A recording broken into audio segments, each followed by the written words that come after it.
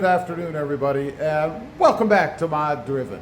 You know, I've been thinking as I've been looking at my new to me Mercedes C300. You should never buy a black Mercedes.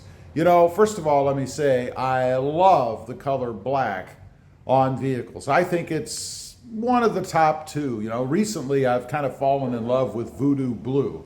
Had a Voodoo Blue Toyota Tacoma, and I miss it.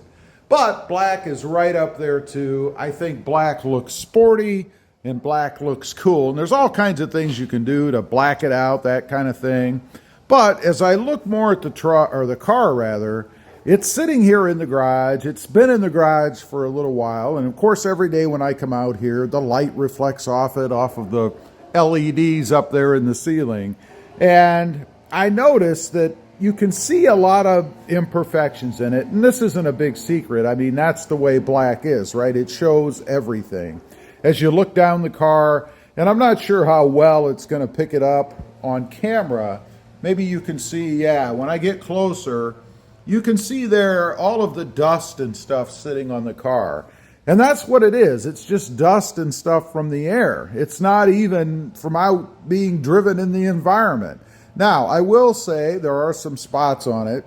You can see some spottiness or blotchiness right here along the door. I did have it backed out and it was kind of misty outside. So that mist kind of combines with the dirt. And of course it shows up more on the car. Now, chips and things like that.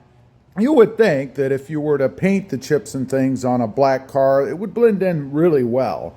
Well, that's not really the case. There are chips and things, of course, that were on this car when I got it.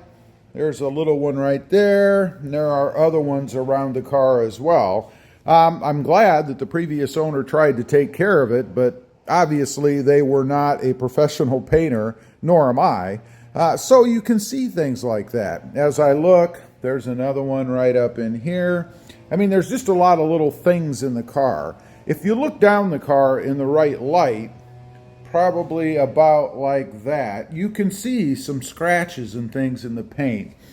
Problem with that is they probably ran it through car washes, or maybe they just washed it with dirty mitts and things like that. You know, the old two-bucket, two-mitt way to wash cars. In other words, you keep the dirty bits down below and the not dirty bits up above so that you don't have scratches and things like this. I mentioned the car wash. One of the worst things you can do is take a black car through a car wash. At least one that has those brushes that smack everything at 150 mile an hour. Good way to get micro scratches or worse in your car. By the way, speaking of or worse, I've heard people that have had their mirrors knocked off. Of course, usually there's a collection of antennas at those car washes. It's because they're so brutal on the cars. Black is horrible to take through those things. I mentioned touch-up. You know, I myself have an area right here. Again, you have to get the light right for the camera.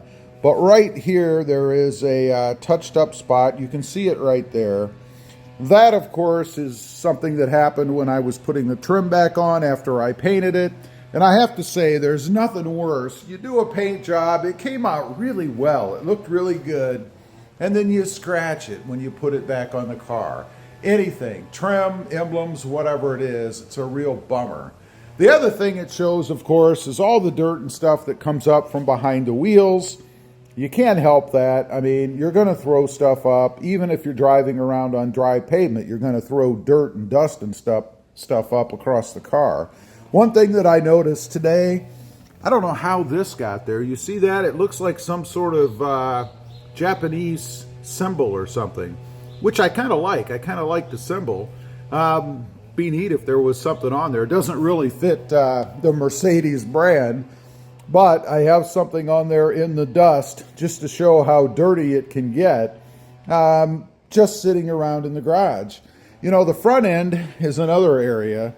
Fortunately for me, there aren't many chips up here. It looks like I have a spider web or something on there. Another thing that it's funny, black cars really show. You know, spiders, especially down here in South Texas, are all over the place. And it doesn't take long before they start to spin their webs all over your car. and it really shows up on black. Just one of those crazy little things. Speaking of spider webs, I jumped in my Tacoma the other day and I looked between the seats and there's a spider web inside the truck.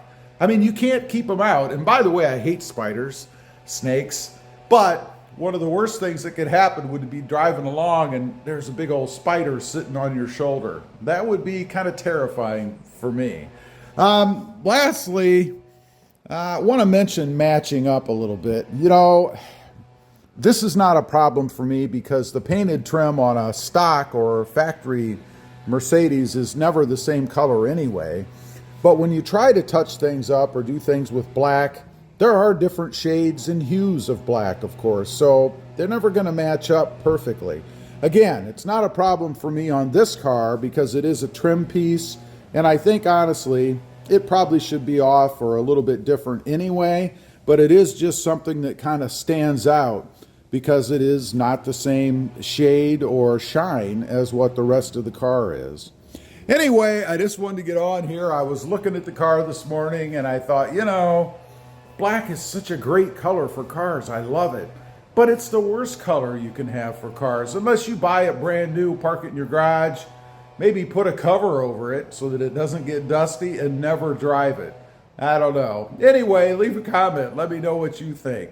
Should you never buy a black Mercedes-Benz? Even though it's the classic color, I think, for the Mercedes-Benz? I'd be curious to know what you think. Also, real quick, I do have 2 additional channels. Rob Motive, all about the Toyota Tacoma, and Rob Motive JT, all about the Jeep Gladiator. Check them out, and if you're interested, why not subscribe? And while you're at it, smash the subscribe button here too. Thanks for watching. Stay safe out there. Bye.